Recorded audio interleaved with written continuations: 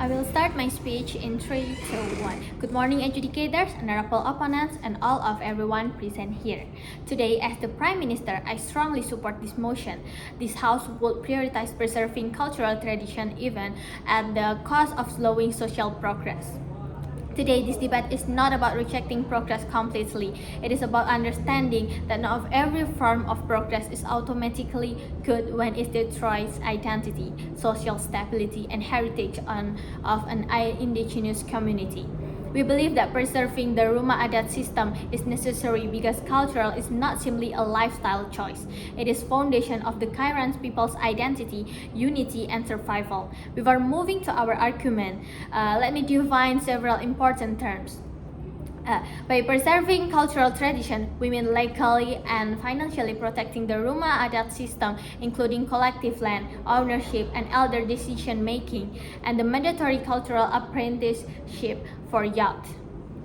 By social progress, the motion refers to the reforms such as individual land ownership, unrestricted youth autonomy, and gender neutral inheritance, and rapid integration into urban education and employment. Our stance today is clear. When rapid modernization threatens to erase indigenous identity and weaken social cohesion, the government should prioritize protecting traditional system, even if that means social reforms happen more slowly. Now, let me bring the mechanism from our side. First, states should formally recognize the Rumah Adat system as protected indigenous governance. Second, the government should provide funding, cultural education, language prevention, and traditional apprenticeship programs. And the third is reforms in Kairan areas should only happen gradually and with the consent of the communities itself, instead of being imposed by urban elites of the national government. Now let me bring three major arguments today. First, preserving cultural tradition is necessary to protect identity and prevent cultural extinction. Cultural is not something superficial. It is just clothing. It is not just clothing, festival, or traditional dance. Cultures shape how people see themselves and how communities survive across generations. For indigenous groups, especially traditional, are often only thing keeping their identity alive in a rapidly modernizing world. Once a language disappeared, once oral history stopped being passed down, and once young people lose connection to ancestral practice, those things cannot simply be recreated later. That is why that one-year cultural apprenticeship matters so much. During this period, Kairan youth learn their language, oral history, farming rituals, weaving traditions, and traditional dispute resolution. That is a forms of knowledge that are unique to their community. If young people are pushed quite quickly into urban education and modern jobs without first understanding their roots, eventually their next generation will no longer understand, feel connected to their own people. The opposition may argue that modernization naturally changed culture, but there is a major difference between culture evolving naturally and culture being replaced. National institutions and urban values should become the standard for everyone. Our side rejects the idea indigenous communities must abandon their traditions to fit into modern society. And the second is the Rumah Adat system protects the communities economically and socially. One of the most important parts of this system is collective land ownership. Under this model, ancestral lands belongs to the clan as a whole and cannot simply be sold off by individuals. This is extremely important because land is not just property for indigenous community. It is tied to history, spiritual survival, and identity. Once an ancestral land is privatized, there is a serious risk that outside cooperation, investors, or wealth individuals will slowly buy that land piece by piece. At first, individuals' ownership may seem empowering because people gain freedom to sell or use land however they want.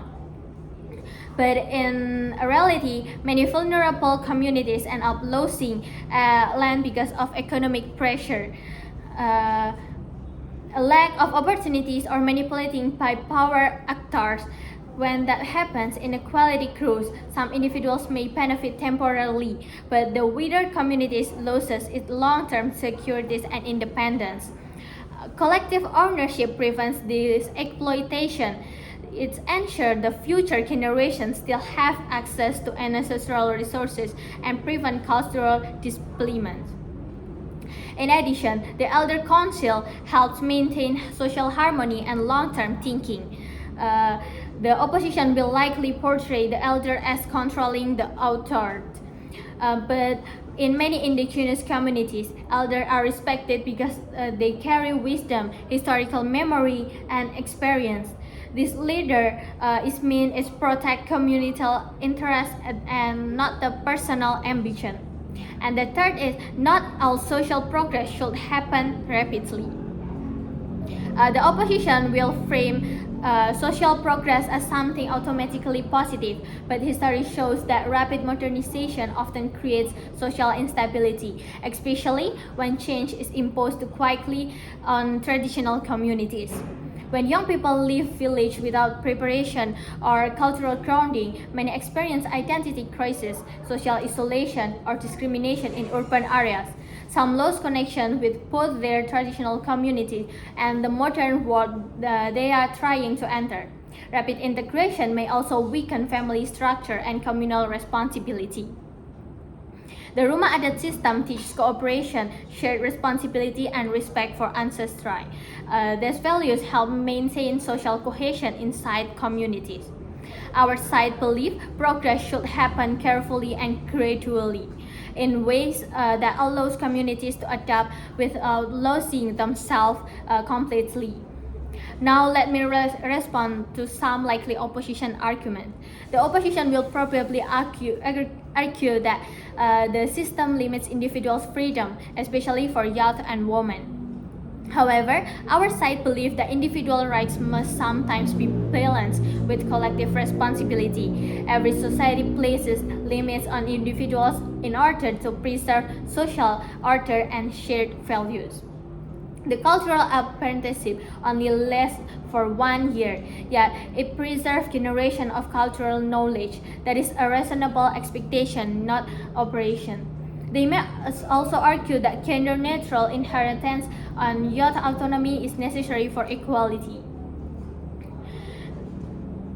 But forcing reforms too quickly from outside the community often creates resistance and social fragmentation. Meaningful change is more sustainable when it develops gradually from within the communities itself rather than being imposed suddenly by external actors.